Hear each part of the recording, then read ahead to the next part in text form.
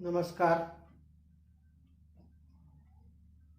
हम लोगों ने कुल आंतरिक परावर्तन का कुछ उदाहरण किया, न्यूमेरिकल्स किया, किसके ऊपर, तो प्रिज्म के ऊपर।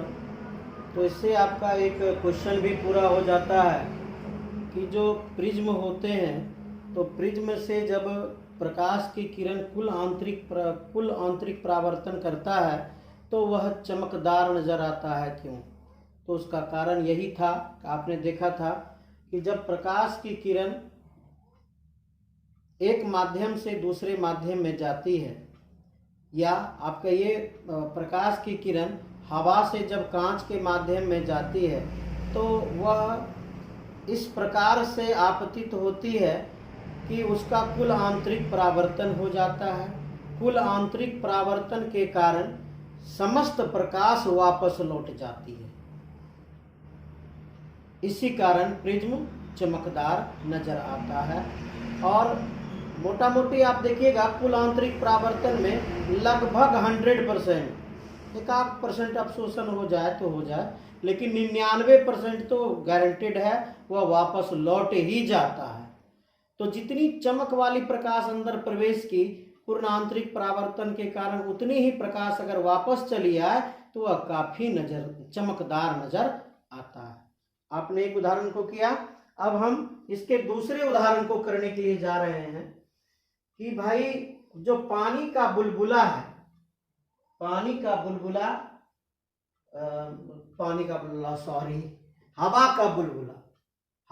बुलबुला कांच और पानी में अगर मौजूद हो तो वह ज्यादा चमकता हुआ नजर आता है। ऐसा कि तो आइए इसको हम आपको प्रैक्टिकली बताएं कि ये पानी है, ये आपका पानी है, ये पानी है, ये इसके सतह पर कहीं पर आपका हवा का बुलबुला मौजूद है। ये क्या है? ये हवा का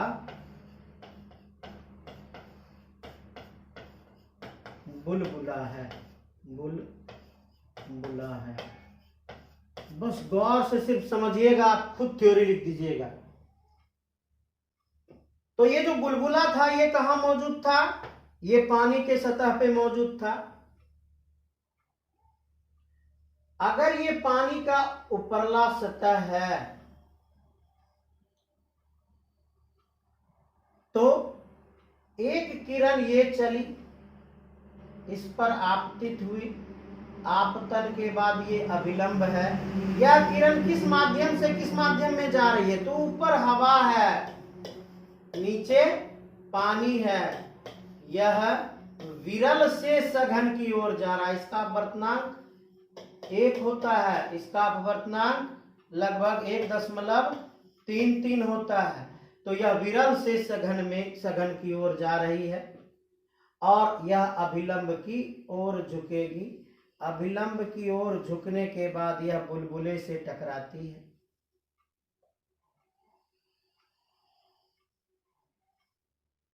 ये लंब है n,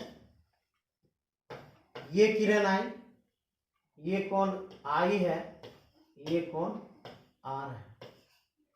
जब ये इसमें प्रवेश करता है ना, तो कहीं ना कहीं इस कोण I का मान जो है, ये जो कोण I है, इस कोण I का मान ग्रेटर देन IC हो जाता है। इस आपतन कोण का मान क्रांतिक कोण से अधिक हो जाता है। क्रांतिक कोण से अधिक होने के कारण यहां पर कुल आंतरिक परावर्तन की घटना घट जाती है। यहां पर कौन सी घटना घट जाती है? कुल आंतरिक परावर्तन की घटना घट जाती है। कोण I बराबर कोण R हो जाता है। यहां पर फिर अभिलंब बना दें। अब ये कहां से कहां जा रही है? अब ये सघन से विरल में जा रही है। कहां से कहां जा रही है? ये सघन से विरल में जा रही है। जब यह सघन से विरल में जाएगा तो क्या घटना घटेगी? यह अभिलंब से दूर हट जाएगा। कहीं ना कहीं हम इसको यहां से देख रहे होते हैं।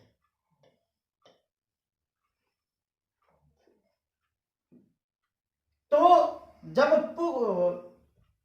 आंतरिक परावर्तन का घटना घटा, TIR का घटना घटा, तो लगभग 100% प्रकाश लौट जाता है।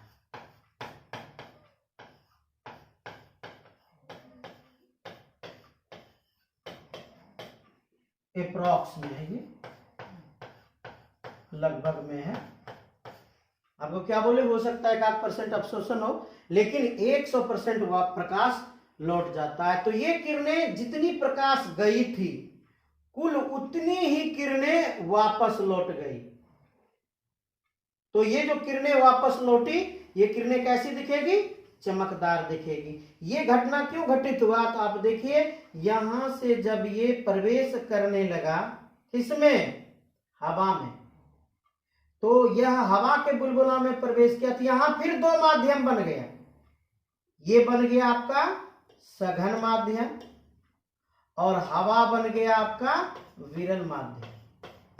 तो यहां पर भी ये प्रवेश करते समय ही अपवर्तन की घटना घटी, और इसी अपवर्तन की घटना में आपतन कोण का मान क्रांति कोण से अधिक हो गया, और जैसे अधिक हुआ इसीलिए यहाँ कुल आंतरिक परावर्तन की घटना घट गई। जो समस्त किरण थी, जो जितनी किरण आई थी, उतनी ही किरण वापस लौटकर चली गई। यही कारण है कि हवा का बुलबुला यदि पानी में या कांच में मौजूद हो तो वह अधिक चमकदार नजर आता है। ये दूसरा उपयोग हुआ। अब इस दूसरे उपयोग का एक बहुत बड़ा उपयोग है, जो क्वेश्चन आपके बुक में दिया हुआ है, इसके ऊपर न्यूमेरिकल्स, वो आपको हम दिखाते हैं कि कैसे इसका सॉल्यूशन होता है। तो बड़े फिगर में हम आते हैं। ये पानी का सतह थोड़ा टेढ़ा मेढ़ा हो गया, आप बिल्कुल एक सीधी रेखा खींचिएगा। ये पानी का सतह है, इसमें पानी भरा हुआ है।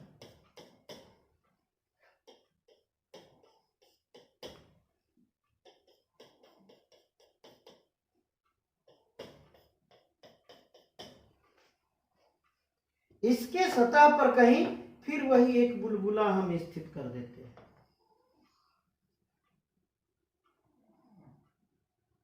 और हम इस बुलबुले को देखना चाहते हैं।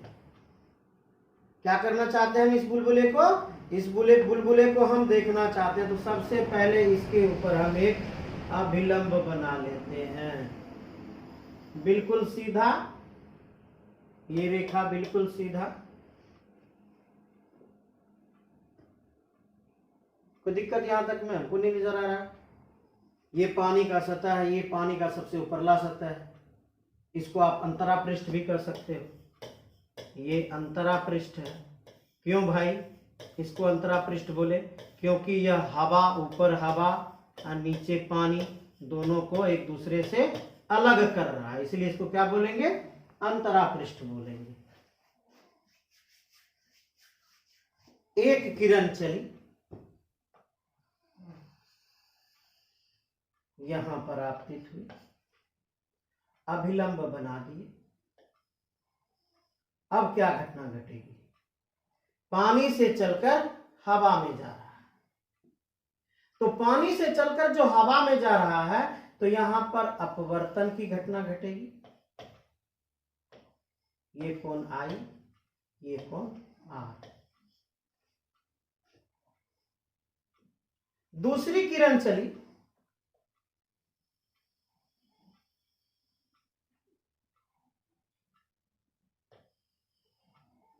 ये IC पर आपतित हो गया। दूसरी किरण जो चली, ये क्रांतिक कोण पर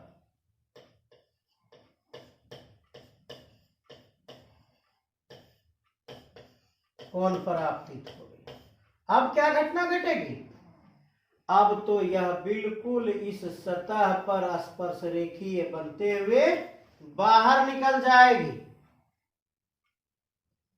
तीसरी किरण चली,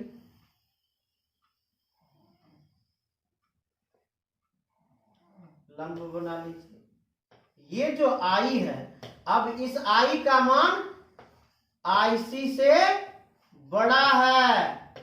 अगर IC से बड़ा है तो क्या घटना घटेगी?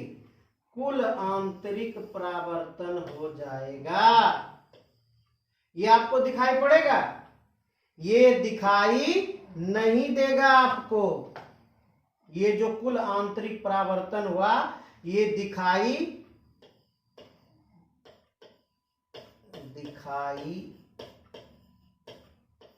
नहीं देगा।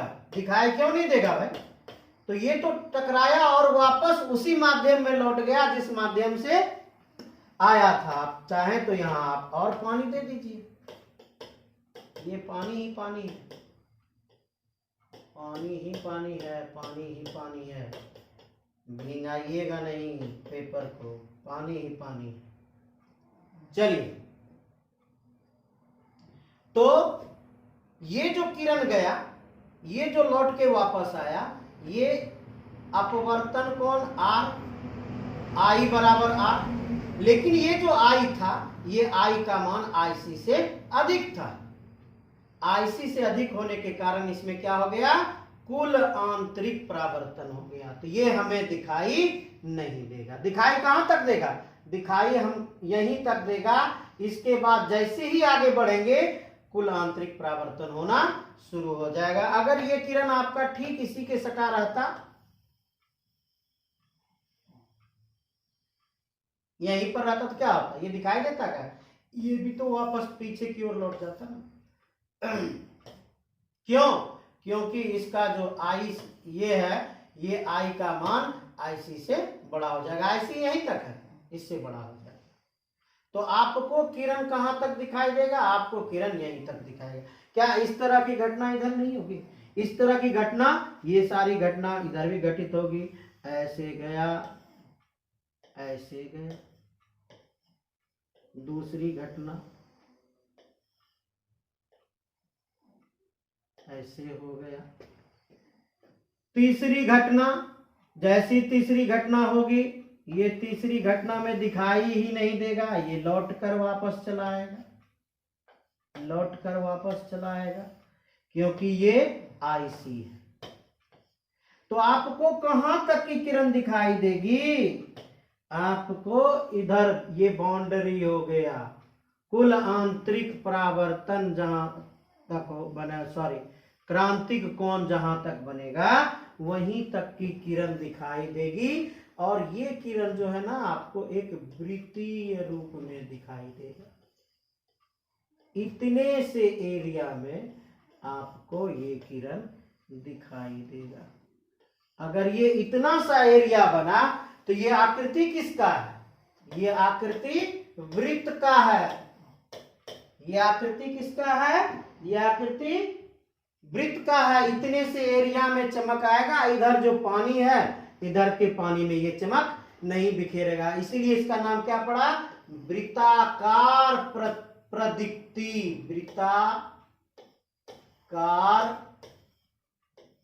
प्रदीप्ति, इसका क्या नाम पड़ा? वृत्ताकार प्रदीप्ति। इसको फिर से बोलें, ये जो पानी का बुलबुला था, चलिए इसको बीच में ले आते हैं,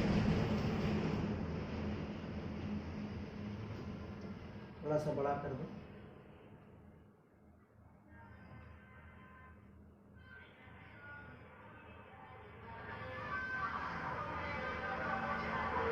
जी चलिए देखिए, अब इसको देखते हैं हम लोग। क्या कि ये एक बुलबुला था, पानी का बुलबुला। इस पर ये लंब था बना हुआ।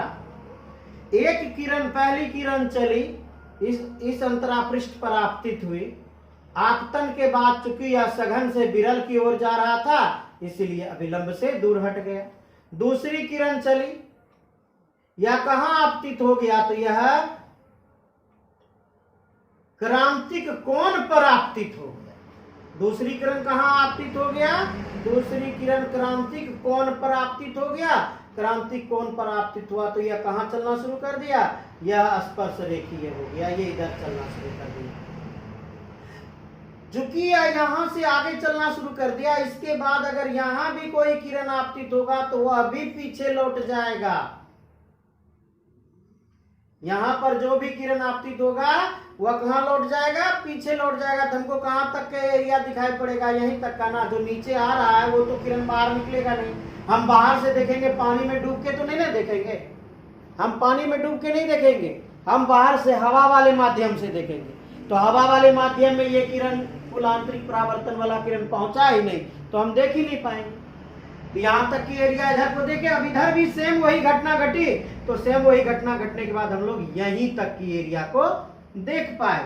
तो जब इसको हम मिलान करते हैं तो क्या बन जाता है? ये एक वृत्त का रूप ले लेता है। अगर ये वृत्त का रूप ले लेता है तो इसको क्या कहते हैं? वृत्ताकार प्रदीप्ति। क्या कहते हैं इसको?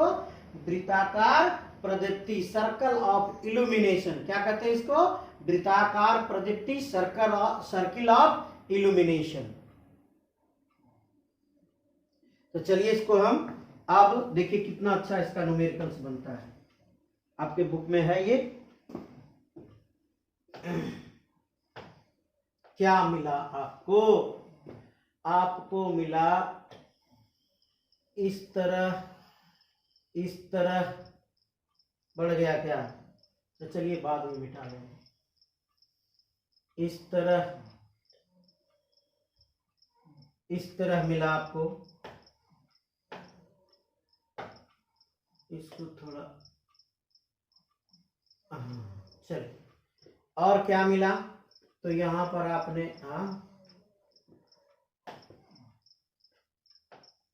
यहां पर आपने लंब बनाया था ये।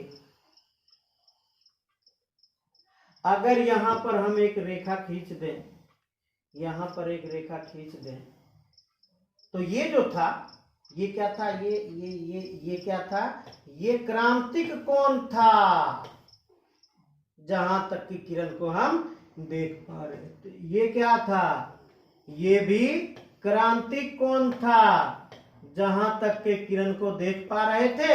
और यह 90 डिग्री का कोण बन गया था, जहां पे किरण स्पर्श रेखी होके सतह से निकल गया। यहां पर भी 90 डिग्री का कोण बन गया था, जहां से किरण स्पर्श रेखी होके निकल गया। इसके बाद के किरण को हम नहीं देख पाते। अगर इतनी सी बात बन गई तो ये आपका क्या हो गया? ये आपका हो गया त्रिज्या R। ये क्या हो गया आपका? त्रिज्या R हो गया। यहां पर कोई बल्ब जल रहा है, यहां पर कोई बल्ब जल रहा है, यहां से रोशनी निकल रही है, ये रोशनी बाहर जा रहा है, ये रोशनी बाहर जा रहा है। आपसे पूछेगा कि बल्ब की रोशनी से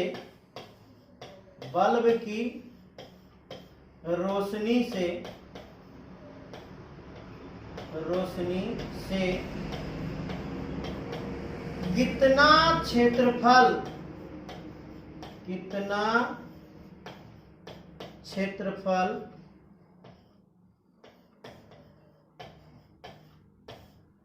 जगमगाएगा।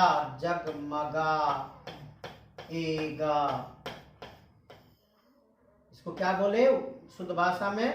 प्रदीप्त होगा, प्रदीप्त होगा।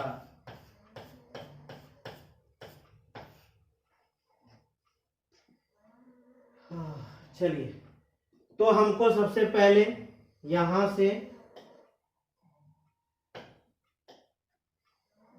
से जो बल्ब की दूरी है, बल्ब कितना गहराई में है, कितना डेप्थ में है, इसको लेना होगा। इसको मान लेते हैं हम लोग D, कि बल्ब जो है सतह से D गहराई में है। बल्ब सतह से कितनी गहराई में है? तो बल्ब सतह से D गहराई में। चलिए, तो क्या करते हैं भाई? बल्ब सतह से D गहराई में है, यहां पर 90 डिग्री का कोण बन रहा है, बिल्कुल सही है, 90 डिग्री कोण बन रहा है।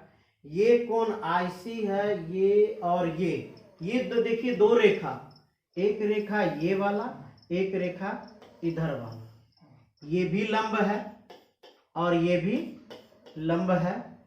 और किरण कैसे, इससे किरण चली है, इससे किरण चली है और यहां को पहुंची है, ये किरण चल के पहुंची है। इस कोण का नाम आपने क्या दिया था, क्रांतिक कोण दिया था ना।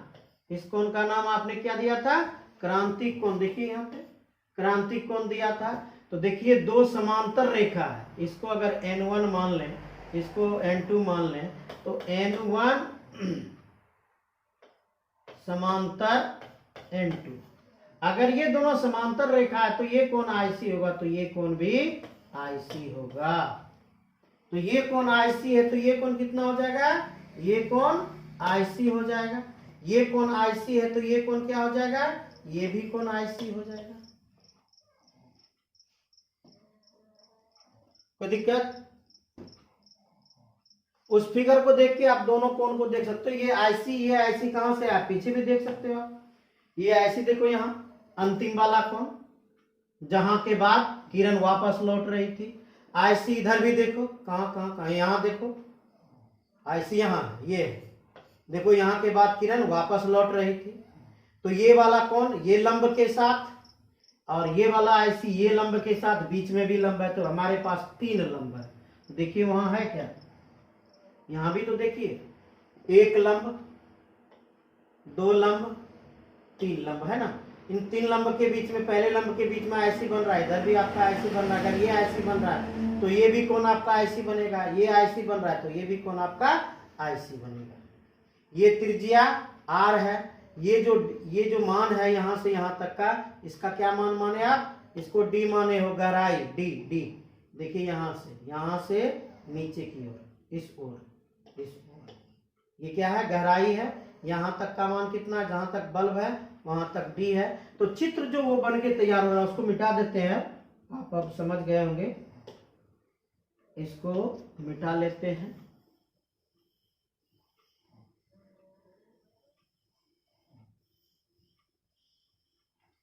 अब जो आपका नया चित्र बनके तैयार हो रहा है, वो नया चित्र क्या है, वो इस तरह से देखिएगा, ऐसे है, ये आर जिसको आप बोल रहे हो, फिर ये ऐसे है नीचे जिसको आप डी बोल रहे हो, फिर ये तिरछा है, यहां पर कोण आईसी बन रहा है, तो यहां पर भी कोण आईसी बन रहा है।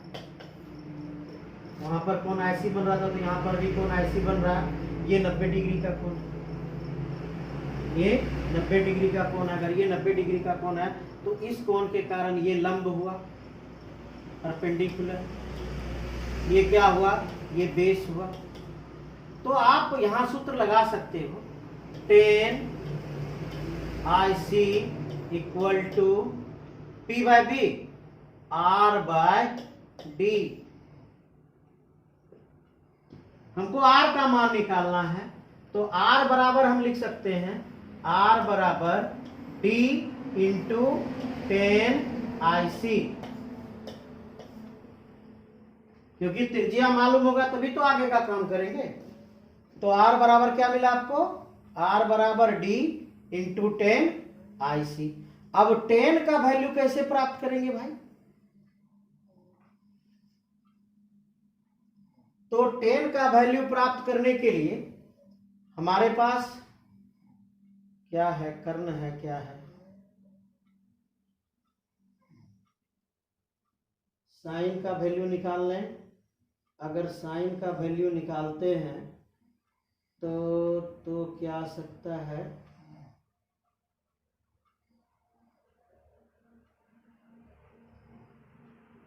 तो क्या आ सकता है, आईसी हमारे पास है ना, तो sine IC equal to, IC हो गया तो लंब बटे कर्ण हो गया ना,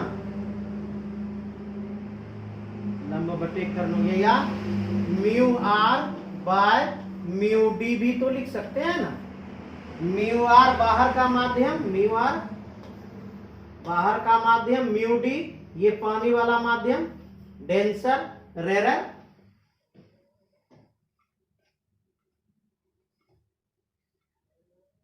रेरर का मान 1 है।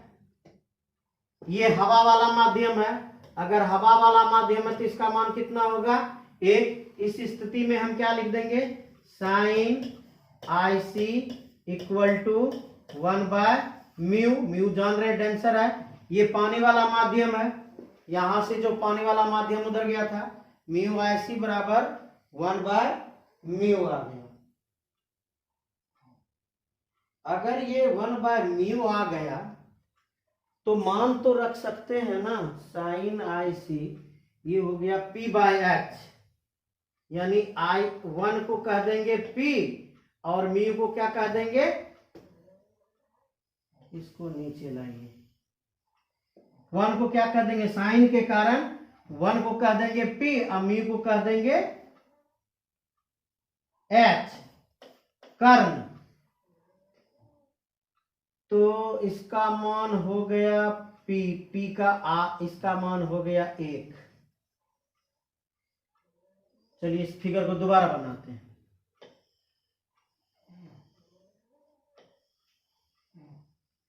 लंब का मान हो गया 1, कर्ण का मान हो गया म्यू, एच बराबर म्यू, टी बराबर 1, तो बेस का मान कितना हो जाएगा, क्या होता है सूत्र, बेस बराबर आधार बराबर क्या होता है, होल अंडर रूट कर्ण स्क्वायर घटा लंब स्क्वायर, तो b बराबर कितना बच गया आपका, under root mu square minus 1, तो इसका मान आपका निकल आया कितना, अब तो निकल जाएगा, इसका मान निकल आया म्यू स्क्वायर माइनस 1, ये आपका कर्ण हो गया।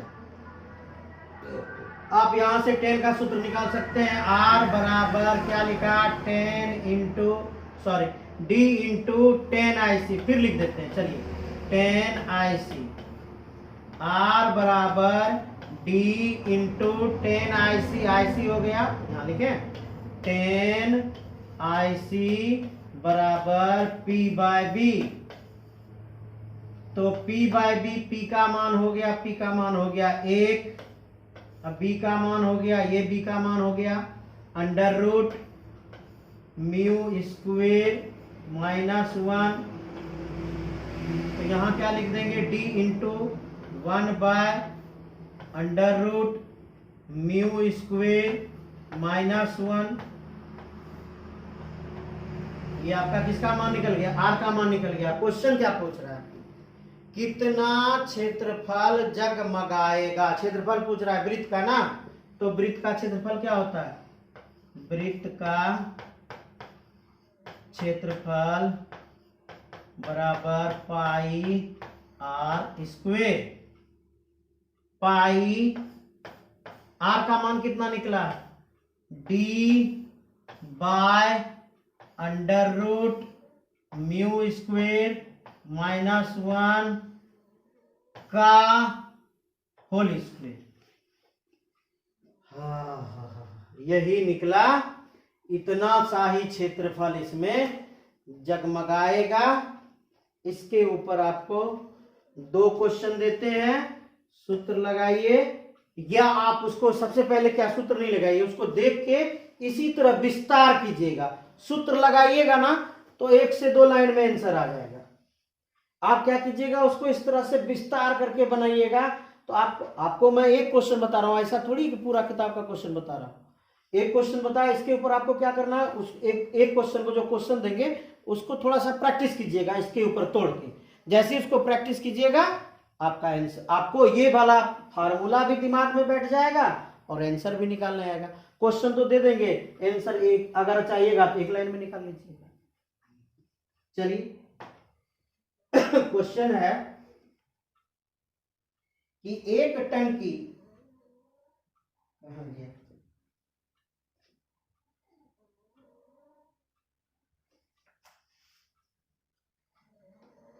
एक टंकी 80 सेंटीमीटर गहरा है।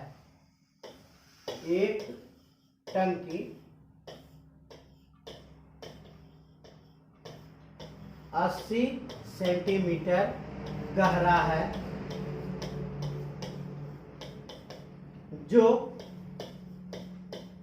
पानी से, इसका अपवर्तनांक दिया है कितना, म्यू बराबर 4/3 से भरा है,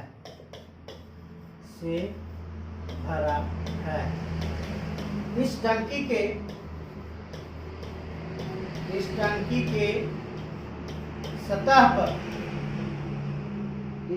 के सतह पर एक बल्ब जल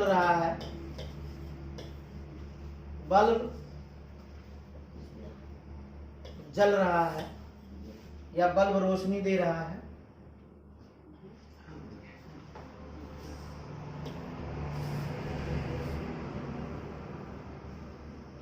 बल्ब से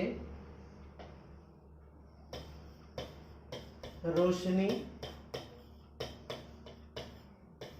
निकल रही है,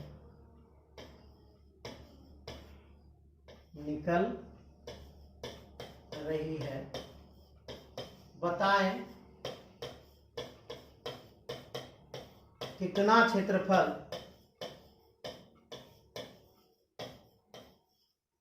प्रदीप्त होगा। बस वही वाला फिगर बनाना है, वो जो आपका गोल घर वाला फिगर था। ये बन गया, ये बन गया, ये बन गया, यहाँ से ये बन गया, ये बन गया, सटा के ये बन गया, आईसी है, ये भी कौन आईसी होगा, यहाँ पे सटा के बना दिए, ये आईसी है तो ये भी कौन आईसी होगा। बस यही आपको बताना चाह रहे हैं कि इसको थोड़ा सा प्रैक्टिस कीजिएगा, तब आपका सॉल्यूशन निकल आएगा। दूसरा क्वेश्चन है कि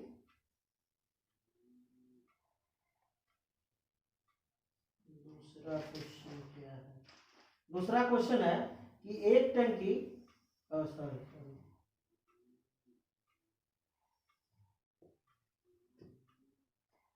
एक कांच की सिल्ली है, एक कांच की सिल्ली है, ये कांच है जिसके निचली सतह पर एक प्रकाश स्रोत है।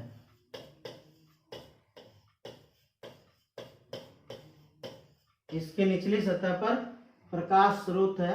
इस सिल्ली की मोटाई 8 सेंटीमीटर है, लेकिन इसका जो अपवर्तनांक दिया है, इसके म्यू का मान दिया है 5/3, लेकिन ये जो मतलब सिल्ली है, ये अलग प्रकार का कांच है, इसका म्यू का मान दे दिया है 5/3।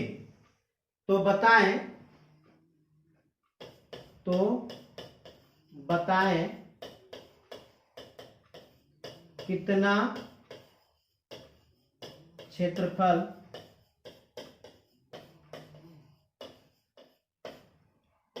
प्रदीप्त होगा।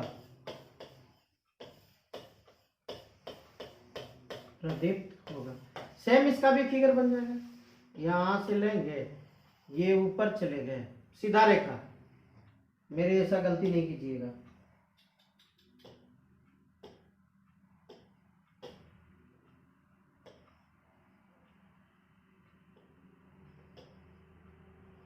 बिल्कुल सीधा रेखा, ये इधर, ये इधर, और यही क्षेत्रफल है जो जगमगाएगा।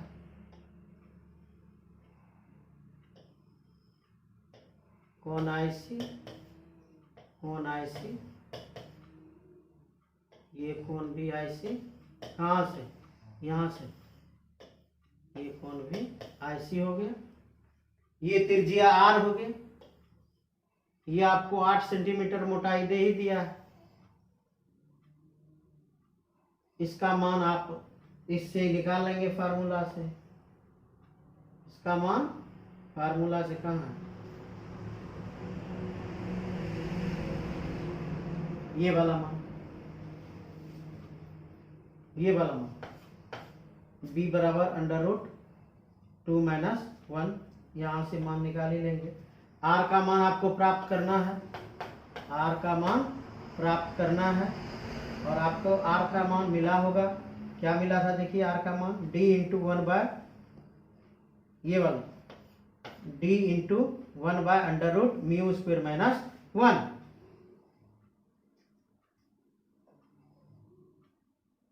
d into 1 by whole under root mu square minus 1। जैसे आपको r का मान प्राप्त होगा, d का मान तो दिया है 8 सेंटीमीटर, r का मान प्राप्त होगा, आप क्षेत्रफल निकाल दीजिएगा।